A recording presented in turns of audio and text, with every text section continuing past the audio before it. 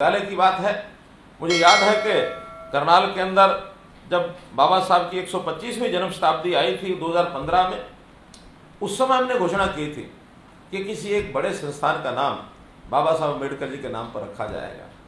इसी के परिणाम स्वरूप हमने ये जो विधि विश्वविद्यालय है, जिसका पहले नाम केवल राष्ट्रीय विधि विश्वविद्यालय था, इसका नाम बदल करके डॉक्टर भीमराव अंबेडकर राष्ट्रीय विश्वविद्यालय विधि विश्वविद्यालय ये नाम रखा था। उनके नाम को रखने के बाद हम उनको एक श्रद्धांजलि देते हैं कि एक ऐसे आदर्श संविधान निर्माता, विचारों के निर्माता, सिद्धांतों का प्रतिपादन करने वाले, हमारे देश को एक रास्ता दिखाने वाले ऐसे विधि विशेषज्ञ को हम आज श्रद्धांजलि दे रहे हैं। और इस विश्वविद्यालय में जो भी लोग शिक्षा प्राप्त करके आगे बढ़ेंगे, विधि के विशेषज्ञ बनेंगे, केवल अपने हरियाणा तक ही सीमित न रह करके हम देश और दुनिया में इन सब अपनी शिक्षा के प्रचार प्रसार के माध्यम से, अपने सिद्धांतों के प्रचार प्रसार के माध्यम से हम अपना निश्चित रूप से योगदान करेंगे। और जैसा डॉक्टर अंबेडकर जी वो एक अच्छे महान न्यायविद थे, एक कल्याणकारी समाज की कल्पना करने वाले थे, उसी प्रकार के कल्याणकारी समाज की कल्पना ये हम सबको होनी चाहिए। हमने हरियाणा में बहुत प्रयोग किए हैं, समाज को किस प्रकार से, खास करके गरीब समाज और जो पीड़ित समाज है, वंचित समाज है, इसको कैसे आगे बढ़ाना चाहिए। सरकारी योजनाएं बहुत बनती हैं, चाहे वो हरियाणा प्रदेश की योजनाएं हों, चाहे वो केंद्र सरकार की योजनाएं हों, लेकिन उसका लाभ कई बार जिनकी आवश्यकता होती है, जो डिजर्व करता है, उस तक नहीं पहुंच पाती है।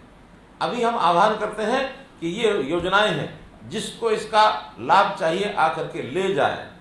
जो बहुत ही बेचारा गरीब होता है, पिछड़ी बस्ती में रहता है, मलिन बस्ती में रहता है, उसकी तो आवाज ही नहीं निकलती अपने अधिकार को मांगने के लिए। जबकि हमने अब ये किया है कि हम हरियाणा के सब परिवारों का डाटा इकट्ठा कर रहे हैं। एक नई योजना बनाई है परिवार पहचान पत्र की।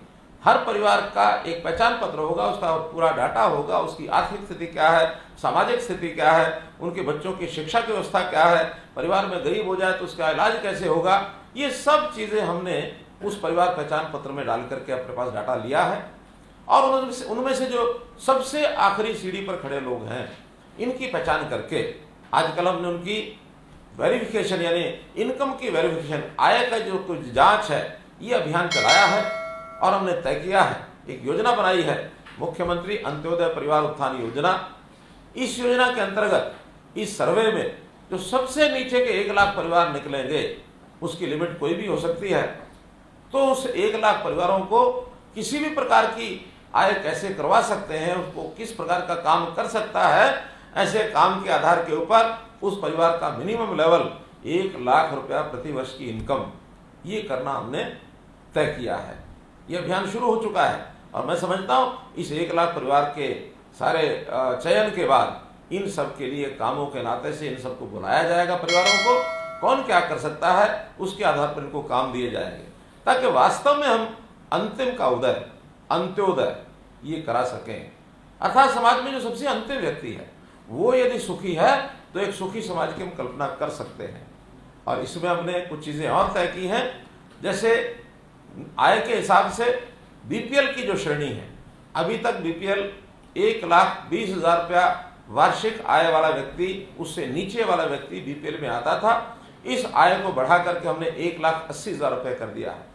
अब 1,80,000 रुपये तक की आय के जो परिवार होंगे वो सब बीपीएल में आएंगे। बीपीएल माने जो बिलो पॉवर्टी लाइन है। हम सब चाहते हैं कि ऐसे सब लोगों को बिलो पॉवर्टी लाइन की बजाय उनको पॉवर्टी लाइन से ऊपर उठाया जाए।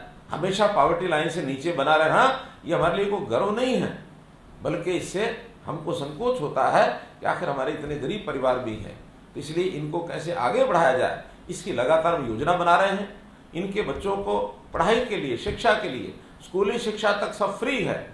उच्च शिक्षा, उसके लिए अलग से हमने डॉक्टर अंबेडकर छात्रवृत्ति योजना, ये योजना शुरू की हुई है। कक्षा के अनुसार 8,000 रुपये से लेकर के 12,000 रुपया साल तक का उनको छात्रवृत्ति योजना ये दी जाती है।